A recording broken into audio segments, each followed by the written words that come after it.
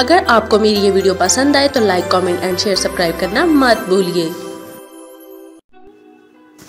अस्सलामुअलैकुम ऑडियंस, कैसे हैं आप लोग। गुमशुदा काफ़िले की 3rd एपिसोड के साथ मैं हूं आपके अपने channel Urdu novels and poetry के साथ खुशामदीद कहती हूं। 12th एपिसोड में यूसुफ फहमीदा के घर आया और वो इतना घबराया हुआ था क्योंकि वो निकाह के बाद आज फर्स्ट टाइम ससुराल के घर आया था और वो बहुत ही घबरा गया था। लेकिन रास्ते में ही उसे नसरीन मिल गई और नसरीन उसे बताने लगी कि घर में जो इतनी खामोशी है तो उसका मकसद ये मत समझिएगा कि आपको सब भूल गए हैं, बल्कि सब अपने अपने कामों में मसरूफ़ हैं। लेकिन आपा फहमीदा और आपा अमीना एक कमरे में बैठी हैं और इतनी बातें कर रही हैं कि जैसे सदियों से बिछड़ी हुई हैं। और आप कमरे में जाएं खामोशी से तो ऐसे ही लगेगा कि जैसे कभी उन्होंने बातें की ही नहीं हैं। बढ़ते हैं 13 एपिसोड की तरफ। नसरीन, ये बेहतर नहीं होगा कि मैं पहले माँ जी, चची और तुम्हारी अम्मी को सलाम कराऊँ। ये भी ठीक है भाईजान, देखिए अम्मी जान तो खुद ही आ गई। यूसुफ ने अस्सलाम वालेकुम कहा और सफ़िया दुआएं देती हुए उसे अपने साथ नानी अम्मा और बल्कीस के पास ले गई। नानी ने उठकर प्यार से उसकी पेशानी चूमते हुए कहा, बेटा तुम कहाँ गायब हो गए थे। माँ जी, मैं गायब तो नहीं हुआ था, चची जान को मालूम है कि मैं यहाँ पास ही एक जगह रहता हूँ। जब आपका हुक्म मिला करेगा मैं भाग आया करूँगा। बेगम अहमद ने कहा, अरे बेटा, ज़िंदगी की मजबूरियों का कोई इलाज नहीं, वरना मैं तुम्हें पल भर के लिए भी अपनी आँखों से ओझल ना होने देती। पहले ये बताओ कि तुम फहमीदा से मिले हो। जी, मैं सबसे पहले आपके पास आया हूँ। बेटा, ये तो कोई अच्छी बात नहीं, तुम्हें घर आकर सबसे पहले फहमीदा के मतलब पूछना चाहिए था।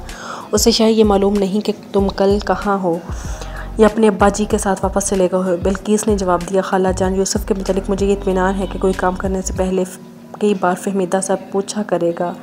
बेटी, ऐसे आदमी तो निरा उल्लू होता है और बेटा यूसुफ की तरह ऐसा नहीं है। मुझे यकीन है ये दोनों अहम मामलात में एक दूसरे का मशवरा लिया करेंगे। हुक्म चलाने के लिए ना मेरी बेटी फहमीदा की आदत है ना यूसुफ को।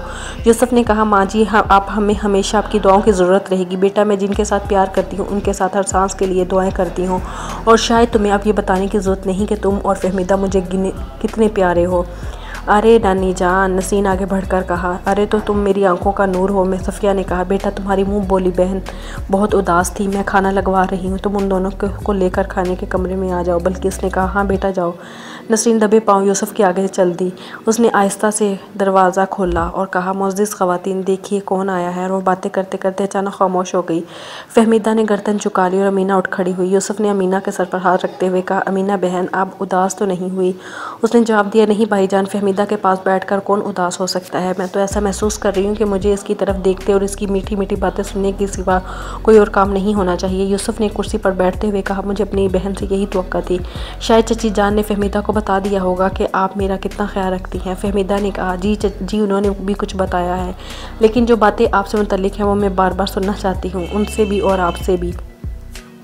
यूसुफ ने जवाब दिया, फ़ुर्सत के वक़्त में गुज़रे हुए अयाम के मुतालिक बातें करते हुए थकावट महसूस नहीं किया करूँगा, लेकिन आज से मैं अपने काम में मसरूफ़ हो जाऊँगा और जो मसरूफ़े आपके पास हैं वो मैं कभी कभी आकर पढ़ लिया करूँगा। मैं इंशाल्लाह आइंदा 2-3 माह के अंदर अंदर अपनी वो तसीफ़ जो इस दुनिया से मुझे मुतारिफ़ करवाएगी लिख लूँगा और इसके साथ ही दूसरी किताब लिखना शुरू कर दूँगा। मैं ऐसा महसूस करता हूँ कि पहली तसनीफ़ के अख्ताम पर जिस कदर मुझे खुशी होगी, इसी कदर मुझे इसकी अशात के लिए दिक्कतों का सामना करना पड़ेगा।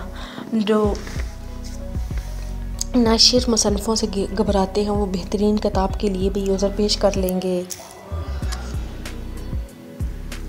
और इसके साथ ही दूसरी किताब लिखना शुरू कर दूंगा। मैं ये महसूस करता हूँ पहली तस्नीफ़ के अख्ताम पर जिस कदर मुझे खुशी होगी, इसी कदर मुझे उसकी अशात के लिए दिक्कतों का सामना करना पड़ेगा। जो नाशर नए मुसन्निफ़ों से घबराते हैं वो बेहतरीन किताब के लिए भी उज़र पेश करेंगे कि जंग की वजह से कागज़ नायाब हो चुका है। इस बात का इम्कान है कि जंग के अख्ताम के बाद भी काफ़ी अर्सा यही हालत रहेगा। फहमीदा बोली, आप इस बात पर क्यों परेशान होते हैं, आप इत्मीनान से लिखते रहें। मुझे इस बात का पूरा यकीन है कि जब आपकी पहली किताब शाया होगी तो इसके बाद आपके लिए कामयाबी के तमाम रास्ते खुल जाएंगे। यूसुफ ने कहा, फहमीदा, मैं इस बात से बहुत डरता हूँ कि चंद साल बाद भी सिर्फ मेरी रफ़ीक हयात ही मुझे कामयाब मुसन्निफ़ की हैसियत से जानती हो और बाकी दुनिया मेरा इस कदर मजाक उड़ाती हो कि आप भी मेरी दिमागी हालत पर शक करने लगे। फहमीदा ने पहली बार इसकी तरफ गौर से देखा और कहा, आप मेरी तरफ देखकर ये बात कह सकती हैं। नहीं, लेकिन मुझे इससे बहुत खौफ महसूस होता है कि मेरी ये पहली मंजिल कहीं इतनी दूर ना चली जाए कि मेरे साथ चलते हुए आपके पाँव ज़ख्मी हो जाएं। फहमीदा ने मुस्कुराते हुए कहा, मैं इन ज़ख्मों की भी कुदरत का एक अतिया समझूंगी। क्यों अमीना, मैं ठीक कह रही हूँ ना? बात तो आप ठीक कह रही हैं, लेकिन मैं ये कभी नहीं चाहूँगी कि आप में से किसी के पाँव ज़ख्मी हो जाए। काश अल्लाह मुझे इतनी हिम्मत देता कि मैं आपके लिए और भाईजान के रास्ते का हर कांटा मसल सकती। सफ़िया की आवाज़ सुनाई दी, यूसुफ बेटे आओ, खाना ठंडा हो रहा है। चंद सानिये के बाद दस्तरखान पर बैठे हुए थे। बेगम अहमद कह रही थी, बेटे मैं तुम में से किसी के चेहरे पर खुशी नहीं देख रही है। मैं ये महसूस कर रही हूँ कि तुम किसी संजीदा मौजू पर गुफ्तगू कर रहे हो। यूसुफ ने जवाब दिया, माँ जी मैं कल से ये महसूस कर रहा हूँ कि मुझे अब संजीदा हो जाना चाहिए। यूसुफ ने जवाब दिया, माँ जी मैं कल से ये महसूस कर रहा हूँ कि मुझे अब संजीदा हो जाना चाहिए। वो तो ठीक है बेटा, लेकिन जो मुस्कुराहटे लोगों के चेहरे वो भी कुदरत का एक अतिया होती है। वो तो ठीक है बेटा, लेकिन जो मुस्कुराहटे लोगों के चेहरे खूबसूरत बना देती हैं वो भी कुदरत का एक अतिया होती है। हमें इसकी भी कदर करनी चाहिए। माँ जी आप बिल्कुल दुरुस्त फरमाई हैं। फहमीदा तो चेहरे को जिस तरह भी जाने मुस्कुराती हुई नज़र आती है, लेकिन मैं अपनी इस्लाह करने की कोशिश करूँगा। बेगम अहमद ने खुश होकर कहा, बेटा खुदा तुम्हें खुश रखे, अब इत्मीनान से खाना खाओ और हमें कोई दिलचस्प बात सुनाओ। नसरीन ने कहा, नानी जान हमने तो आपा फहमीदा को और भाईजान को बहुत इत्मीनान दिलाया है कि अब चूंज का कोई ख़तरा नहीं। हाँ, लेकिन मालूम होता है कि उन्हें इत्मीनान नहीं हुआ। कभी कभी ये महमूम हो जाते हैं। अरे वो चूंच कौन है? बेगम अहमद ने पूछा। नसरीन बोली, नानी जान वो छोटे चचा का दोस्त जिसने हमें इतना परेशान किया हुआ है। मैंने उसकी तस्वीर देखते ही उसका नाम चूंच रख दिया था। बेगम अहमद ने सफ़िया से मुखातिब होकर कहा, बेटी तुमने इनको ये नहीं बताया कि फहमीदा के अब्बा और चचा क्या प्रोग्राम बनाकर दोहरा दिन गए हैं? अम्मी जान मुझे मौका नहीं मिला और मैं नहीं समझती थी कि उनको कोई परेशानी हो जिसे दूर करने के लिए ये बताना ज़रूरी है। नसरीन ने मुंह बसूरते हुए कहा, अम्मी जान परेशान तो ये है, यह आपने उनको तसल्ली देने के लिए कहा था, कुछ भी नहीं। सफ़िया ने यूसुफ से मुखातिब होकर कहा, बेटा फहमीदा के बचान और चचा ने मेजर साहब के साथ ये प्रोग्राम बनाया था कि वो मेहमानों को रुखसत करने के बाद उनके घर से लंदन में अपने छोटे भाई को फ़ोन करेंगे और उसे ये बताएंगे कि कल एक शरीफ ख़ानदान के लड़के के साथ फहमीदा का निकाह हो चुका है और मेजर साहब इस बात पर खुशी का इजहार करेंगे। नसरीन ने कहा, अम्मी जान छोटे चचा को ये नहीं बताया जाएगा कि अब जून साहब को परेशान होने की ज़रूरत नहीं, बल्कि इसने कहा, बेटी अब के साथ तुम्हारी अदावत ख़त्म हो जानी चाहिए। अगर वो कभी तुम्हारे छोटे चचा के दोस्त की हैसियत से यहाँ आया तो हमें उसकी इज़्ज़त करनी पड़ेगी। चची जान अगर वो नेक नियतियत से आया तो मेरा दिल भी साफ़ हो जाएगा, लेकिन अगर मैंने ये महसूस किया कि वो भाईजान से कीना रखता है तो मैं उसे काबिल माफ़ी नहीं समझूंगी। मैं चची जान को भी माफ़ नहीं करूँगा। इशा की नमाज के फ़ौरन बाद यूसुफ ने अहमद खान, खान मोहम्मद और मंजूर के साथ खाना खाया। उठते हुए कहा, खान साहब मुझे इजाज़त दीजिए, आज से मेरा लिखने का काम पूरी रफ्तार से शुरू हो जाएगा और आइंदा 2-3 माह के लिए मैं कभी सोया हुआ भी हूँ तो आप मुझे वक्त पर उठा दिया करें, वरना जितनी देर से मैं उठा करूँगा इतनी देर ज़्यादा मुझे जागना पड़ेगा। जितनी देर से उठूँगा इतनी देर से जागना पड़ेगा। भाई ये खान मोहम्मद की ड्यूटी है। मुझे ये बताओ कि 2 घंटों के बाद तुम्हें काफ़ी भिजवा दूँ? अच्छा जी, नौकर से कह दें कि सोने से पहले मुझे काफ़ी दे जाए। थोड़ी देर बाद यूसुफ के सामने तपाई पर इसका कलम और लिखने के कागज़ पड़े हुए थे और वो हाथ उठाकर दुआ मांग रहा था, मेरे अल्लाह जो काम मैं शुरू कर रहा हूँ इसके लिए तो उससे हिम्मत और बरकत का तलबगार हूँ। और फिर उसने कुछ देर सोचने के बाद कलम उठाया और लिखना शुरू कर दिया। एक नावल का पूरा प्लाट उसके जहन में था और सफ़ेद और चिकने कागज़ पर जो उसने 3 माह कबल लाहौर से अपनी किताब के लिए मस्तूदा के लिए ख़रीदा था, उसका कलम नहायत रवानी से चल रहा था। जब उसने कुछ थकावट महसूस करते हुए अपनी घड़ी की तरफ देखा तो 2 बज चुके थे और मंजूर अपने बिस्तर पर आराम से सो रहा था। उसकी बातें हाथ तपाई पर काफ़ी बज चुकी थे और मंजूर से अपने बिस्तर पर आराम से सो चुका था, जो ठंडी हो चुकी थी और उसकी तपाई पर काफ़ी पड़ी ठंडी हो चुकी थी। उसे ये मालूम ना था कि मंजूर कमरे में कब आया है और नौकर काफ़ी का कप रख कर कहाँ चला गया। उसने ठंडी काफ़ी की बजाय मेज़ पर रखते हुए जग में से पानी के गिलास भर कर दिया। चंद मिनट सोचने के बाद फिर लिखने में मसरूफ़ हो गया। मस्जिद से अजान की आवाज़ सुनाई दी तो उसने कलम रख दिया, उठकर वुज़ू किया और जय नमाज बिछा कर नमाज के लिए खड़ा हो गया। वो नमाज से फारिग होकर उठा तो अहमद खान ने उसे कमरे से निकलते हुए कहा, यूसुफ साहब आप सारी रात लिखते रहे हैं। खान साहब मुझे लिखने का मूड तारी होता है तो वक़्त गुजरता महसूस नहीं होता। मुझे ये एहसास नहीं हुआ कि मंजूर साहब कब आकर सो गए थे और नौकर किस वक्त काफ़ी रख गया था। अहमद खान ने कहा, भाई ये बेहतर नहीं होगा कि आप फ़ौरन अपने बिस्तर पर लेट जाएं और जी भरकर सोएं। आपके कमरे में कोई नहीं आएगा। मेरा ख्याल है कि मंजूर साहब को ये बता दूँ कि वो चुपचाप कर ड्राइंग रूम में आ जाएँ और आपकी नींद ख़राब ना करें। जी, उसे कहने की ज़रूरत नहीं, उसे मेरी तमाम अच्छी और बुरी आदत मालूम है। अच्छा भाई अब सो जाओ। यूसुफ जाकर बिस्तर पर लेट गया और चंद माह बाद वो गहरी नींद सो रहा था। सुबह नाश्ता पर अहमद खान मोहम्मद से कह रहा था, बेटा जिन लोगों ने दुनिया में कुछ पाना होता है वो इसी तरह काम करते हैं। मंजूर साहब आप अपने दोस्त को बहुत अच्छी तरह जानते हैं। इसी तरह सारी रात काम किया करते हैं। खान साहब ये उनके मूड पर मुनहसिर है। अगर मूड हो तो कई रातें इस तरह जाग सकते हैं और अगर मूड ना हो तो कई दिन पहाड़ों में घूमते रहते हैं। ये उनकी दिलचस्पियाँ घोड़े की सवारी तैरने और किश्ती रानी तक महदूद होकर रह जाती हैं। कभी पढ़ने का जुनून तारी होता है तो ये बड़ी किताबें उठाते हैं और दिन रात पढ़ते रहते हैं। खुदा का शुक्र है कि इन तमाम बातों के बावजूद उनकी सेहत बहुत अच्छी है। खान साहब सेहत का राज तो खुश रहने में है और यूसुफ साहब हमेशा खुश रहते हैं। उनके ऊपर से पहाड़ भी गुजर जाए तो ये भी किसी को एहसास नहीं होने देते कि उन्हें कोई तकलीफ़ हो रही है। खान साहब एक और अजीब चीज़ जो मैंने उनमें देखी वो ये है कि उनके दिल में अल्लाह के सिवा किसी का खौफ नहीं। ये उन लोगों में से हैं जो ख़तरे से भागने की बजाय ख़तरा का सामना करने के लिए भागते हैं। अरे भाई, ये तो मैं अपनी आंखों से देख चुका हूँ। बेटा खान मोहम्मद, तुमने अपने उस्ताद से बहुत कुछ सीखना है। अगर तुम में यूसुफ की खूबी भी पैदा होगी तो मैं भी तुम पर फ़ख्र करूँगा। मंजूर ने कहा, खान साहब, यूसुफ साहब की वजह से कई जवानों की ज़िंदगियों में इनकलाब आया है। मैं इस बात का गवाह हूँ क्योंकि मेरे अंदर कोई अच्छाई पैदा हुई है तो वो उनकी वजह से हुई है। और ख़ान मोहम्मद तो अभी बच्चा है। इंशाल्लाह ये यूसुफ साहब से इतना ज़रूर सीखेगा जितना कि एक छोटा भाई अपने बड़े भाई से सीख सकता है। अहमद ख़ान ने कहा, भाई मैं तो कोहे मरदार के भीड़ियों का शिकार हो गुज़र रहा हूँ। उनकी वजह से यूसुफ साहब मेरे दिल के इतना करीब हो गए। मंजूर के इस्तफसार पर अहमद ख़ान ने कोहे मरदार किया सैर का वाक़या सुनाना शुरू कर दिया। इख्तिताम पर उसने मुस्कुराते हुए कहा, शायद तुम में से किसी को ये मालूम नहीं कि अपने ससुराल से उनका ख़ानदान का तल्लुक़ इसी वाक़े से पैदा हुआ था। खान साहब, ये मुझे मालूम है कि उनके ख़ानदान की एक बुज़ुर्ग ख़तून उसकी कमसिन नवासी ने उनके साथ कोयटा से सफ़र किया था। यूसुफ साहब ने उनका एड्रेस लिखवाकर अपने बैग में रखा हुआ था। अमृतसर से उन्होंने गाड़ी के लिए सूटकेस उतारा और बैग भूल गए। उन्हें इस वक्त याद आया जब मैं स्टेशन पर उनसे बगलगीर हो रहा था और गाड़ी के पहिए हरकत में आ चुके थे। अगर मेरी गिरफ्त ज़्यादा मजबूत ना होती तो शायद भाग कर वो अपना बैग पकड़ लेते, लेकिन मैंने उन्हें मौका ना दिया। फिर नाराज़ तो वो बहुत हुए होंगे तुमसे। जी, बस लान तान करके खामोश हो गए। मुझे क्या मालूम था कि मुझसे कोई हमाकत हो रही है, अहमद ख़ान ने कहा।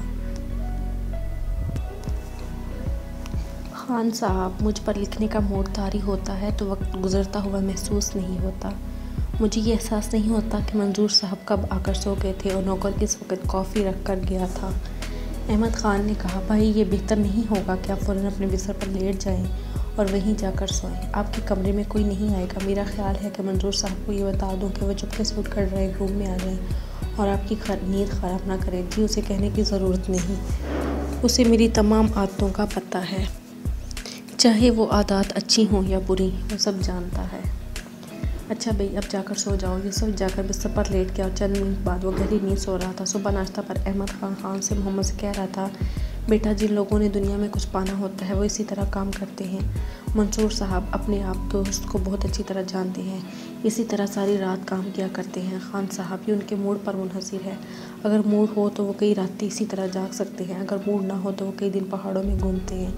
या उनकी दिलचस्प घोड़ियाँ तैरने और कश्ती रानी तक महदूद होकर रह जाती हैं। कभी पढ़ने का जुनून तारी होता है तो ये बड़ी बड़ी किताबें उठाते हैं और दिन रात पढ़ने में गुजार देते हैं। खुदा का शुक्र है तमाम बातों के बावजूद उनकी सेहत बहुत अच्छी है। खान साहब सेहत का राज तो खुश रहने से है और यूसुफ साहब हमेशा खुश रहते हैं। उनके ऊपर से पहाड़ गुजर जाए तो भी ये किसी को एहसास नहीं होने देते कि उन्हें कोई तकलीफ़ हो रही है। खान साहब, एक और अजीब चीज़ जो मैंने उनकी देखी है वो ये है कि उनके दिल में अल्लाह के सिवा किसी का खौफ नहीं। ये इन लोगों में है जो किसी ख़तरे से भागने की बजाय ख़तरा का सामना करने के लिए भागते हैं। अरे भाई, ये तो मैं अपनी आंखों से देख चुका हूँ। बेटा खान मोहम्मद, तुमने अपने उस्ताद से बहुत कुछ सीखना है। अगर तुम में यूसुफ की एक खूबी भी पैदा हो गई तो भी तुम पर फ़ख्र करूँगा। मंसूर ने कहा, खान साहब, यूसुफ की वजह से कई ख्वाबों की ज़िंदगी में इनकलाब आया है। मैं इस बात का गवाह हूँ क्योंकि मेरे अंदर अगर कोई अच्छाई पैदा हुई है तो उनकी वजह से। और खान मोहम्मद तो अभी बच्चा है। इंशाल्लाह ये यूसुफ साहब से इतना ज़रूर सीखेगा जितना एक छोटा भाई अपने बड़े भाई से सीख सकता है। अहमद ख़ान ने कहा, भाई मैं तो कोहे मरदार के भीड़ियों का शुक्रगुजार हूँ जिनकी वजह से यूसुफ साहब मेरे दिल के इतना करीब आ गए। मंजूर के इस्तफसार पर अहमद ख़ान ने कोहे मरदार की दिल सैर का वाक़या सुनाना शुरू किया और इख्तिताम पर उसने मुस्कुराते हुए कहा, शायद तुम में से किसी को ये मालूम नहीं कि अपने ससुराल से उसके ख़ानदान का इसी वाक़े से पैदा हुआ था। खान साहब, मुझे ये मालूम है कि उनके ख़ानदान की एक बुज़ुर्ग ख़तून और इसकी कमसिन नवासी ने उसके साथ कोयटा से सफ़र किया था। यूसुफ साहब ने उनका एड्रेस लिखवाकर अपने बैग में रखा हुआ था। अमृतसर से उन्होंने गाड़ी के लिए सूटकेस उतारा और बैग भूल गए। उन्हें इस वक्त याद आया जब स्टेशन में पहुंचकर बगलगीर हुआ था और गाड़ी के पहिए हरकत में आ चुके थे। अगर मेरी गिरफ्त ज़्यादा मजबूत ना होती तो शायद भाग कर वो अपना बैग पकड़ लेते, लेकिन मैंने उन्हें मौका ना दिया। फिर नाराज़ तो वो बहुत हुए होंगे तुमसे। जी लन तन करके खामोश हो गए थे। मुझे क्या मालूम था कि मुझसे कोई हमाकत हो रही है। अहमद ख़ान ने कहा, यार मुझे अफसोस है, मैं यूसुफ का क्लास फ़ेलो नहीं हूँ और उसे करीब से नहीं देख सकता। खान साहब, आपको उन्हें करीब देखने का मौका मिलेगा, वो शायद किसी और को ना मिले। एक बात और कहूँ कि आप ये ना समझे कि मैं आपको खुश करने के लिए कह रहा हूँ, वो ये है कि आप बहुत एहतराम करते हैं। भाई मंजूर, तुम यकीन नहीं करोगे, लेकिन मैंने उसे पहले दिन देखते ही पहचान लिया था। उसके चेहरे पर लिखा है कि उसकी रगों में शरीफ खून है, और जिस आदमी के रगों में शरीफ खून हो वो हमेशा उन लोगों की इज़्ज़त करता है जो उससे प्यार करते हैं। अहमद ख़ान ने कहा, बावर्ची को बुलाकर अब खाना ज़रा पहले तैयार कर लिया करो। यूसुफ साहब के लिए हमें अपना खाना का वक्त तब्दील करना पड़ेगा, क्योंकि मंजूर साहब ठीक है ना? जी हाँ, वो उठते ही गुस्ल करेंगे और इसके बाद अगर खाना तैयार हुआ तो ये अच्छी बात होगी। जब वो काम में मसरूफ़ होते हैं तो देर से उठने की वजह से नाश्ते की वजह खाना खा लिया करते हैं, और फिर उनके जहन में किसी लंबी सैर का प्रोग्राम होता है। भाईजान, आपको लंबी सैर का बड़ा शौक़ है और आपको अमली तजुर्बा हो जाएगा सैर क्या होती है। अहमद ख़ान ने कहा, भाई मैं जाऊँगा, सिर्फ एक ख्वाब ही है कि ये तेज़ चलते हैं। तेज़ चलने वाले लोग रास्ते में किसी से बात नहीं किया करते, और अगर कोई हमारे साथ बात ना करे तो हमें बड़ी उकताहट महसूस होती है। खान साहब, ये कमी भी मैं पूरी कर दिया करूँगा। हम यूसुफ साहब से पूछ लिया करेंगे कि हमें किस तरफ जाना है, और मैं पीछे आपकी रफ्तार का साथ दिया करूँगा। और अगर यूसुफ साहब और उनकी खान मोहम्मद बहुत आगे निकल जाया करेंगे तो ज़्यादा से ज़्यादा ये होगा कि वो हमें वापसी पर मिल जाया करेंगे। या ये ठीक रहेगा, लेकिन इसका ये मतलब नहीं कि हम बहुत ही पीछे रह जाया करेंगे। चंद दिन मश्क के बाद मैं लंबी सैर का आदी हो जाऊँगा। हाँ भाई, देहरादून से एक दोस्त ने शिकार की दावत दी है। अगर यूसुफ को शेर के शिकार का शौक़ हुआ तो वो सारा इंतज़ाम करवा देंगे। फिर अज़ाइम और हौसले शुरू हो गए। किताब लिखने में यूसुफ के इन्हामाक का ये आलम था। 5 दिन तक वो फहमीदा के घर भी ना जा सका। छठे रोज़ हस्ब मामूल देर से बेदार हुआ तो अमीना का नौकर फजलदीन और उसके साथ फहमीदा का भाई ज़हीर उसके इंतज़ार कर रहे थे। खान मोहम्मद ने कहा, ये सुबह से आए हुए हैं और इन्हें ये परेशानी थी कि शायद आपकी सेहत ख़राब है। यूसुफ ने आगे बढ़कर ज़हीर से मुसाफिया करते हुए कहा, प्यार से इसके कंधे पर हाथ रखते हुए कहा, भाई तुमने अंदर आकर मुझे जगा लिया होता। ज़हीर ने कहा, मुझे आते ही मालूम हुआ था कि आप सारी रात लिखते रहे हैं। घर में सब बखैरियत है? जी हाँ, अब्बा जान आपका पता कराने आए रहे थे, लेकिन नानी जान ने कहा तुम जाओ और उनको साथ लेकर आओ। भाई अगर नानी जान का हुक्म था तो फिर तो तुम्हें ज़रूर जगाना चाहिए था। नहीं जी, अगर नानी जान को ये पता चलता कि आप सारी रात लिखते रहे हैं और मैंने आपको जगा दिया है तो मेरी शामत आ जाती। भाई मुझसे वो सब बहुत नाराज़ होंगे, मुझे अब हर एक से माफ़ी मांगनी पड़ेगी। नहीं भाईजान, नाराज़ होने की कोई बात नहीं। 2 दिन आप नहीं आए थे तो हमने फजलदीन को भेज दिया था और वो आपके नौकर से पता करके वापस आ गया था कि आप देर तक काम किया करते हैं और देर से उठा करते हैं। फजलदीन हर रोज़ किसी न किसी वक्त आपके नौकर से पूछ जाया करता था, फिर भी नानी जान को ये शक हो गया था कि आपकी सेहत ठीक नहीं है। अहमद ख़ान ने कहा, यूसुफ साहब आपने भी कमाल की है, आपको दिन में एक मरतबा तो ज़रूर वहाँ जाना चाहिए था। अब आप जल्दी से खाना खा लीजिए और उनके साथ रवाना हो जाइए और उनकी नानी जान से कह दीजिए कि उसमें कोई मेरा कसूर नहीं। नौकर ने कहा, खाना रख दिया और यूसुफ से कहा, आओ ज़हीर। जी मैं इस वक्त तो कुछ भी नहीं खाऊंगा, इसने जवाब दिया, और शायद आपने तो अभी तक नाश्ता भी नहीं किया। आप इस वक्त कुछ खा लें और दोपहर का खाना आप हमारे साथ खाएं। घर में अब्बा जान के साथ जाने से पहले सैर का प्रोग्राम बन रहा था। यूसुफ ने चना वाले खाने के बाद पानी पिया और उठते हुए कहा, खान साहब मैं वहाँ से हुआ हूँ। मंजूर साहब, अगर आपके लिए कोई भी काम हुआ तो मैं फजलदीन को भी भेज दूँगा।